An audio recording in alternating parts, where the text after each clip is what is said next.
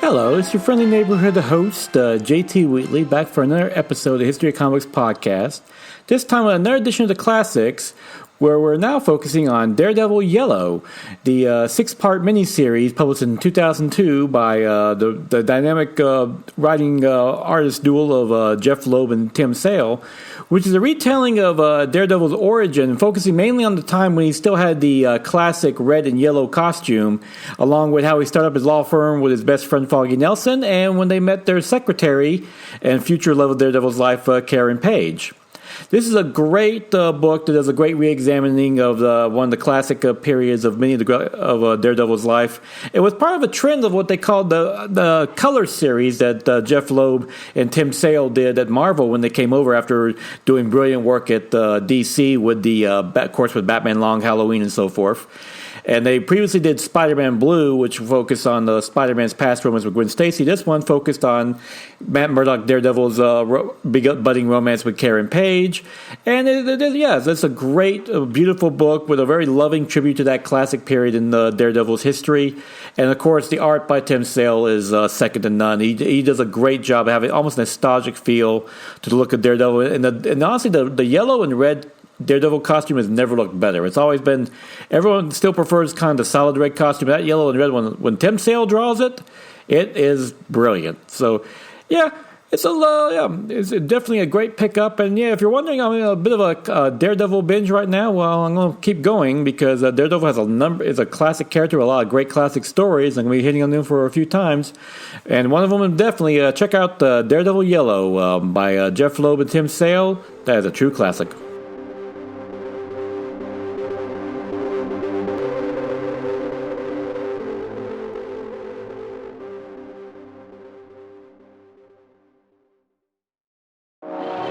Look, we gotta talk. Yeah, Thunder Talk. We're going all kinds of sideways with that sweet nerd junk. Woke nerd junk. It's topical. Political. Dare I say radical. We've got all your latest news and reviews. Hot music. And a whole lot of comedy. But it ain't for kids. Definitely mature content. So let's talk. Let's talk Thunder Talk. Thunder Talk is a proud member of the ESO Network. Now it is August 12th, 2021, time for the favorite comic book of the week.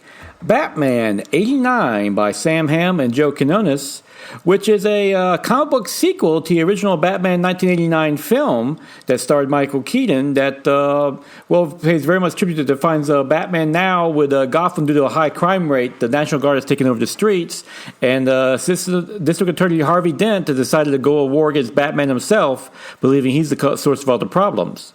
What's great about this series, this is actually a direct sequel, like I said, to the movie. And, of course, all the characters by Quinones' art looks like the characters from the comic. Of course, Batman looks like Michael Keaton. Harvey Dent looks like Billy D. Williams from the original film. And there's some neat little twists and turns in here. Like, for instance, it's revealed that Harvey Dent is engaged to Barbara Gordon, Commissioner Gordon's daughter, and so forth. And, of course, and his war with Batman is actually funny, too. At one point, he tries to recruit Bruce Wayne and even says, come on, there must be a whole army of Batman. What one guy could do this all by himself?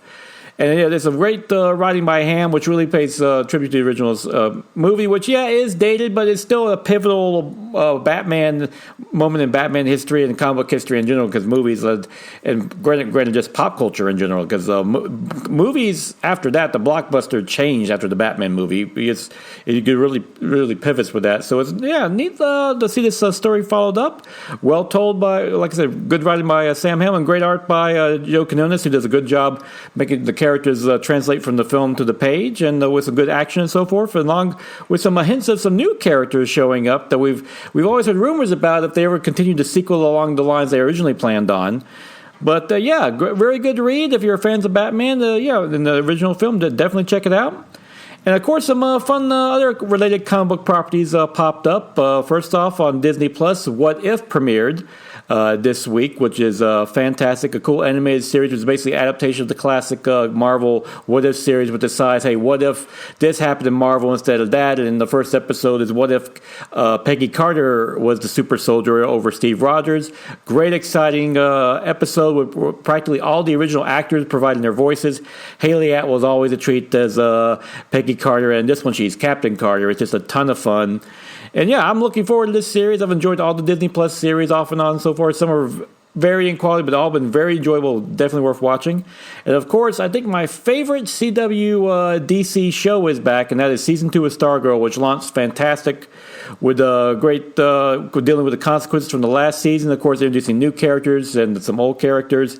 And that series is probably the most fun still since the original Flash CW show started up. And then right now it's tied with me with Superman and Lois as my favorite CW DC show, which is the only reason I even watch stuff on CW is just the comic book stuff. That and Riverdale, which has really gotten crazy lately. But yeah, and by the way, we claim Riverdale as a comic book show. It's adapted from Archie Comics. So yes, that is a comic book show on top of everything else. But yeah, a bunch of stuff going on this week. And like I said in the previous segment, I will probably be back with another classic episode next week. Once again, focusing on Daredevil. And until then, go out and enjoy yourself a good comic book. Oh yes, and don't forget, this weekend is going to be Free Comic Book Day. So go to your local comic book store, pick up some free comic books, and of course, pick up something else. No doubt your local comic book store going some nice deals as well. So pick up. Also, be sure to patronize the comic book store on top of the free comics as well. Buy a little something. And yeah, enjoy some free comic books as well. And if you are at the comic book store, if you see Daredevil Yellow, be sure to pick it up because that is a true classic.